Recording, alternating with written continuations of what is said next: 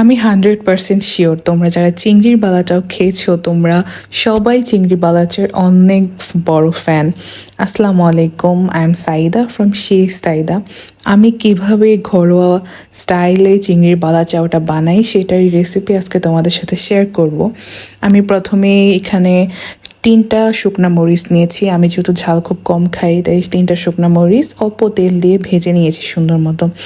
আর এই বালা চাউটা আমি last time Cox's Bazar কখন গিয়েছি তখন আসার সময় বালা চাউটা আমি নিয়ে এসেছি, অ্যান্ড এটা খুবই মজা।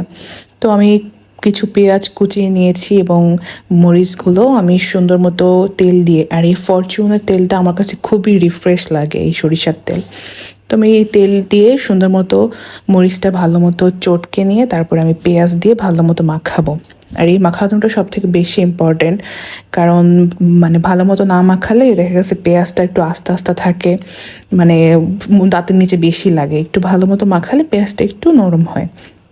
তো তারপর আমি এখানে বালা চাউ দিব, আমার যতটুকু পরিমাণে বালা চাউ লাগে এই বালা চাউটা দিয়ে আমি সবগুলা উপকরণে আমি আবার ভালো মতো মেশাবো। আর এই বালা চাওটা এত মজা, মানে আমি ট্রাস্ট মি যে খাবে সেই ফ্যান হয়ে যাবে।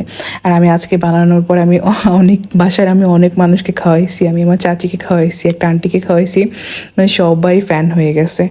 তো তারপরে মাখানোর পর আমি আরও বেশ কিছুটা সরিষার তেল দিলাম, দেওয়ার পরে এখানে আমি বেশ কিছুটা ধনিয়া পাতা দিব। এই মোস্ট ইম্পর্টেন্ট ইনগ্রিডিয়েন্টস হলো ধনিয়া পাতা। ধনিয়া পাতাটা বেশি করে দিতেই হবে, ধনিয়া পাতাটার ফ্লেভারটা আরও বেশি ভালো করে।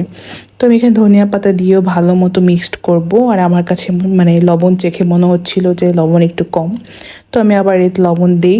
আর লবণ দিয়ে তারপরে আমি ভালো মতো আবার মিক্সড করি, মিক্সড করে আমি কিছু ধনিয়া পাতা দিয়ে লাস্ট সার্ভ করি। আর ট্রাস্ট মি এটা এত মজা খাইতে, আমি আমি বলতে বলতে আমার জিভে জল চলে আসছে।